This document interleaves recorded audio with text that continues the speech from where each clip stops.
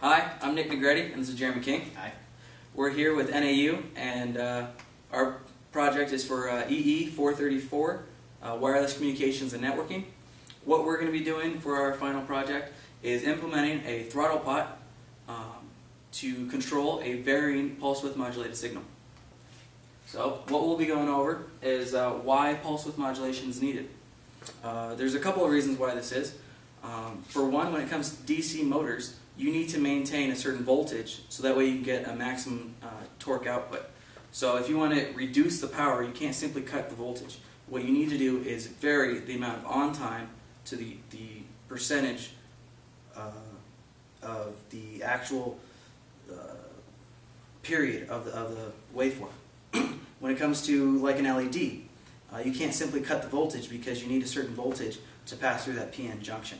So what you do is you vary your percentage of on time versus off time, and you can vary the apparent power sent through that LED, so that way you can inherently dim that LED or slow the power to a DC motor.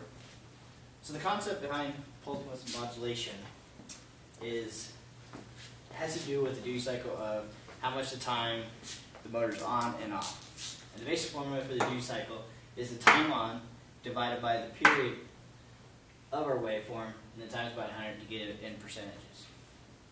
So you have your standard sawtooth waveform that we use. It can be a typical triangle waveform, but in our case we're going to go with the sawtooth. And we have our threshold voltage that comes in from the throttle pot.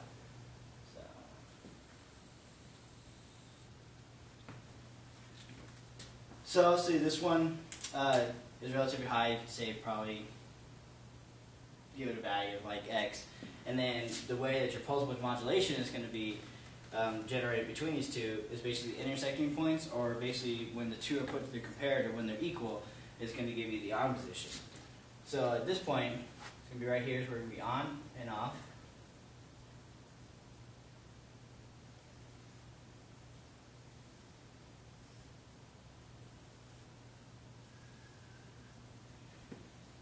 So obviously you can see that in this case we're going to have the motor to be on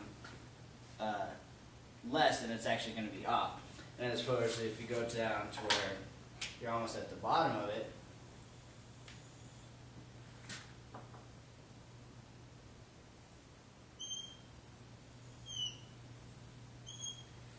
you can see that your relative time is going to be more on than off in this case. So on this top waveform, this red, the apparent on time would be, for the duty cycle, we can call that 20%.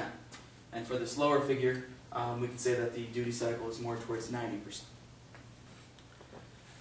Jeremy and I are a part of NAU Motor Systems, which is a senior design team here to design a motor controller for electric vehicles. Now there's two ways to go about this. You can either go with a PWM IC, which is more or less analog, or you can go with a microcontroller. Now they both have their trade-offs.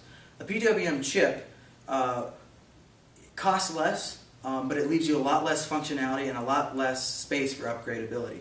If you go with a microcontroller, it's going to cost more, but you'll get a lot more bells and whistles with your product. So you can go with acceleration control, current control. You can compensate for mechanical limitations. There's a whole bunch of different benefits you can gain from a microcontroller-based motor controller, but at the cost of more money. So, what we've decided for our senior design team is to go with a PWM IC, simply because of cost. Our sponsor has made a requirement to make our product as cheap as possible, so that's why we're going with that route. But at the same time, we want to go along with a parallel design, so that way we can offer two different choices to our sponsor. This is a standard 0 to 5K throttle pot. It's a variable resistor. At this point, it's at 0 ohms, and at this point, it's at 5 kilo ohms. This indicates a 0 power or no power, and this indicates a full throttle or 100% power to the motor. We will also be using our MSP430 development board. We have the USB programmer here, 2 development modules, and then a battery operated pack for remote use. We've also implemented hardware to import our throttle pot signal, and this is the expansion board we've developed. It's very simple. It's got 2 different resistors and a jumper, so that way we can either power it through a battery pack, which is 3.0 volts, or when you plug into the USB module coming off the computer through the power supply here, it's 3.6 volts. And we can select the jumper depending on whether it's obviously the battery pack or the USB programming board.